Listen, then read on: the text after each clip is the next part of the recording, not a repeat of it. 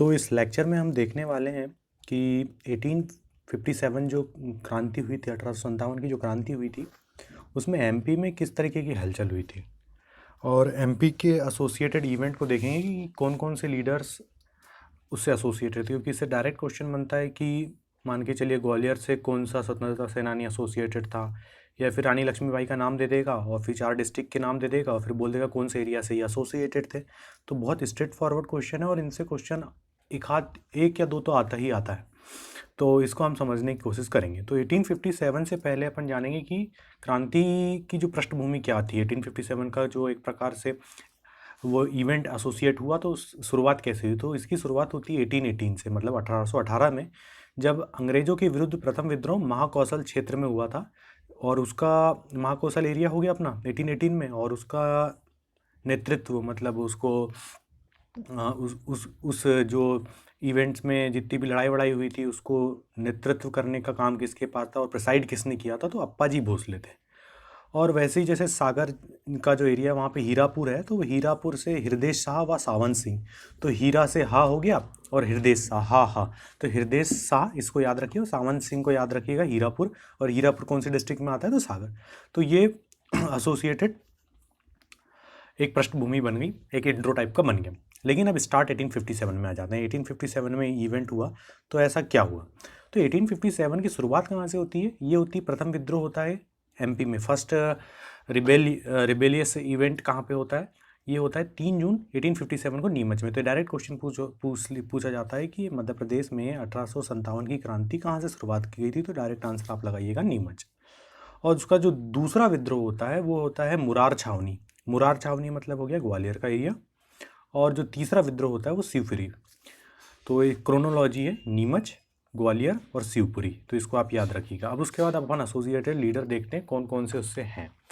तो जो रानी लक्ष्मीबाई आती है और झलकारी बाई आती है, वो कौन से एरिया से आती है, ग्वालियर से। तो इसको याद करने का तरीका क्या है, रानी की जो साड़ी है वो झलक रही है, तो इससे याद रहेगा आपको झलकारी बाई, क्योंकि 4 रानियां हैं जो अपन को याद रखनी है। एक मंडला वाला एरिया आ जाता है, तो ये रानी अवंती बाई और गिरधारी बाई का आता है, तो कन्फ्यूज़न हो जाता है। रानी अवंती बाई भी याद रहता है और झांसी की रानी भी याद रहता है, लेकिन जो इनके साथ वाली जो बाइयाँ हैं, जो फाइटर्स हैं, झलकारी बाई और गिरधारी बाई, उसमें दिक्कत जाती है। तो इसको याद रखने, गढ़मंडला की रानी कौन सी होगी, अवंती, और उसकी उनके साथ कौन होगी, गिरधारी। तो गिरधारी को याद करने की जरूरत नहीं है, आप दिमाग लगाइए बस, इसमें रानी की साड़ी झलक रही है, तो झलकारी बाई होगी।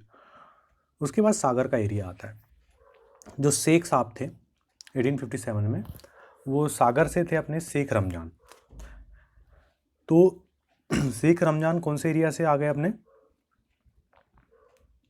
सागर वाले एरिया से। और मैंने सागर में ही कौन सी एरिया है, एक हीरा, और हीरा से हृदय याद रखें, तो हृदय शाह। तो ये अपन को याद रखना है, हृदय शाह अपने कहाँ से हो गए, सागर से, और उनके साथ कौन थे, सावंत सिंह। अब उसके बाद हम याद रखेंगे रीवा वाला क्षेत्र। तो रीवा वाला जो क्षेत्र उसके साथ थे ठाकुर रणमत सिंह। तो ये उनकी फ़ोटो है, फ़ोटो के वाया आपको याद कराने की कोशिश करूँगा ताकि आपको याद रहे। तो ये रीवा हो गया और ये रणमत सिंह हो गया।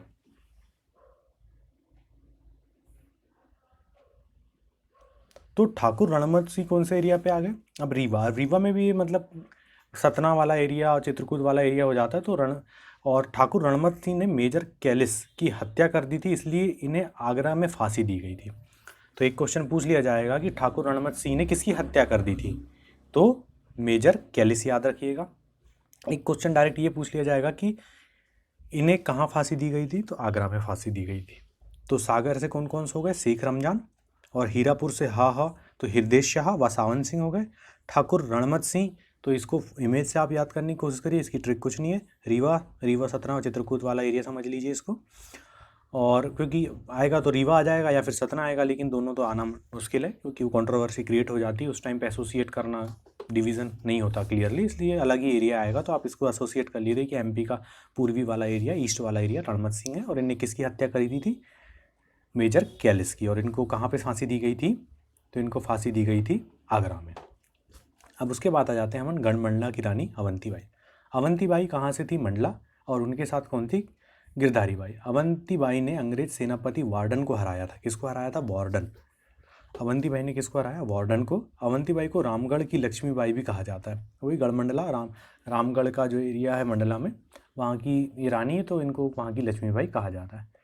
और उन्हीं के साथ कौन है? गिरधारी बाई, वो भी रामगढ़ से है, और ये अवंतीबाई की संरक्षिका थी।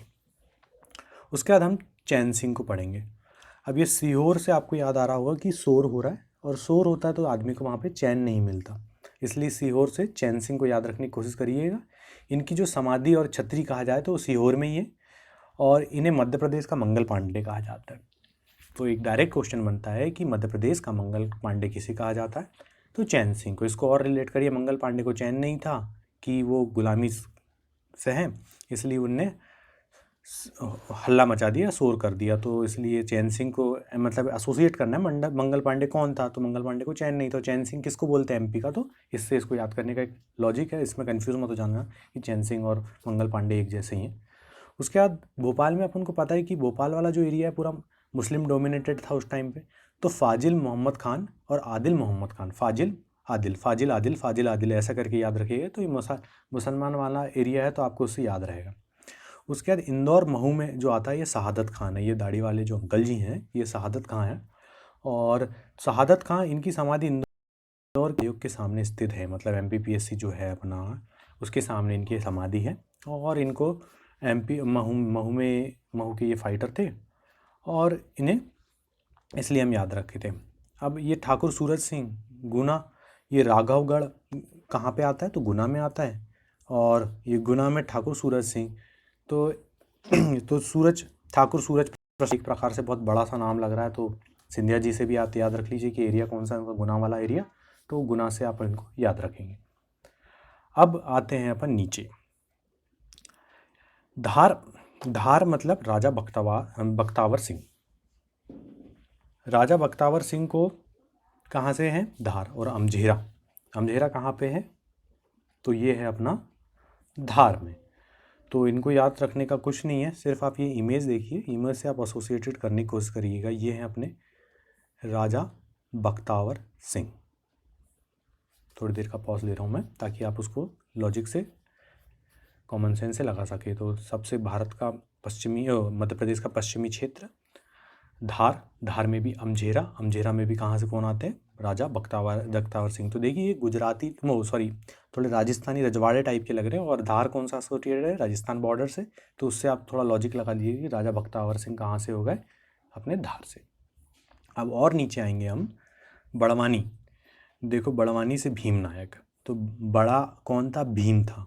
जैसे अपन अर्जुन के भाइयों 5 पांडवों में बोलते हैं ना, तो भीम बड़े भीम खाए थे, तो इससे नाम से ही पता चल रहा है कि बड़वानी एक बड़ा जैसे है। तो भीम नायक कहाँ से थे?